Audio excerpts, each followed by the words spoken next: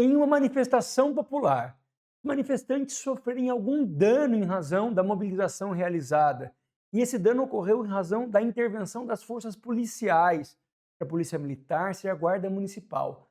De quem será a responsabilidade pelos danos causados a esses indivíduos que participam da manifestação? Temos uma decisão recente do Supremo sobre o tema, e eu vou te explicar isso no podcast.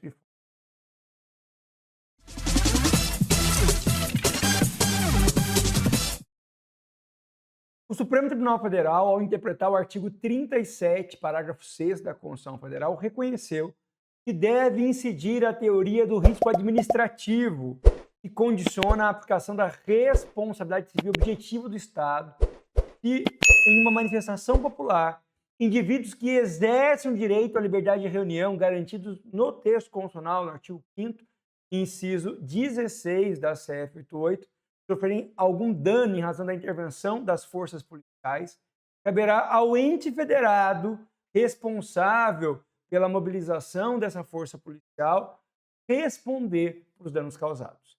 Desse modo, se os danos causados à integridade física dos manifestantes ocorreu em razão da intervenção da Polícia Militar, a responsabilidade será do Estado, membro da Federação. Se o dano foi causado em razão da intervenção da Guarda Civil Municipal, a responsabilidade será do município. Conforme decidiu o Supremo, caberá sim a aplicação de causas excludentes do dever de indenizar o poder público, como é o caso específico, né, de força maior ou caso fortuito, ou ainda de culpa exclusiva da vítima, culpa exclusiva de terceiro. Porém, o ente federado permitiu a intervenção das forças policiais deverá comprovar de modo individualizado que o dano sofrido pelos manifestantes ocorreu em razão de uma dessas causas que exclui o dever de indenizar do poder público. Ocorreu porque, eventualmente, o manifestante, que é a vítima, atuou sem cumprir a ordem direta atribuída a um policial para evitar um dano maior. Se não há essa prova, o Estado ou o município responsável pelos agentes públicos atuaram na intervenção para conter a multidão em uma manifestação popular será responsável por danos causados a esses manifestantes. Há, portanto, uma clara orientação de inversão do ônus da prova. É o poder público, o Estado ou o município que tem que provar a existência de uma causa excludente do seu dever de indenizar. Não havendo prova dessa causa excludente, a indenização deve ser paga às vítimas, porque as forças de segurança precisam garantir a integridade física de quem exerce um direito legítimo, como é a liberdade de reunião.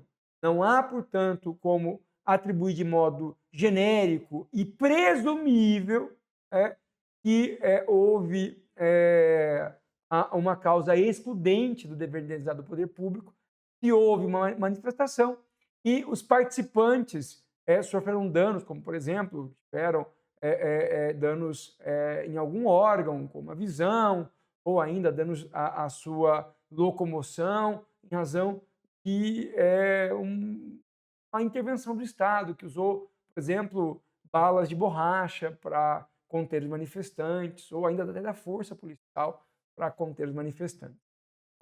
Nesse sentido, sempre que houver uma manifestação pública, espera-se do Estado, do município, por meio das suas forças policiais, que haja uma atuação para proteger os manifestantes.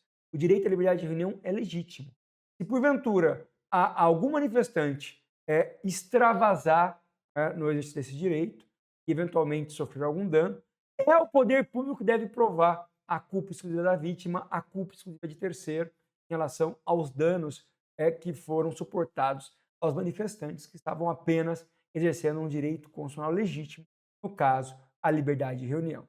Não havendo prova da existência dessas causas excludentes do dever de indenizar do poder público, a indenização por danos causados aos manifestantes é devida pelo ente federado e deslocou seus agentes para atuar na segurança de quem participava do movimento legítimo, que o protesto realizado por particular. Eu agradeço a audiência de vocês. Lembro que nossos podcasts são publicações semanais, que trazem conteúdo atualizado de acordo com a jurisprudência do Supremo Tribunal Federal e dos Tribunais Superiores, para que você não perca nenhum podcast. Se você ainda não ativou as notificações do nosso canal no YouTube, faça isso. Também pode fazer isso no Spotify, no Deezer, em outras plataformas de streaming de áudio digital, porque os podcasts estão focados nessas plataformas. Nós voltamos na semana que vem com mais um podcast Grifon, mas antes disso, eu convido a conhecer o EAD Grifon, setor específico da Grifon. Disponibiliza uma série de cursos de capacitação para agente público, para empregado público, servidores públicos, agentes políticos, cidadãos que querem aprender mais sobre gestão pública no país. Você pode conhecer os cursos do EAD Grifon, acessando o endereço que aparece na tela, se matricular, realizar as atividades propostas e, ao final, receber um certificado da Grifon. Nós voltamos na semana que vem, mais um podcast. Até lá. Tchau, tchau.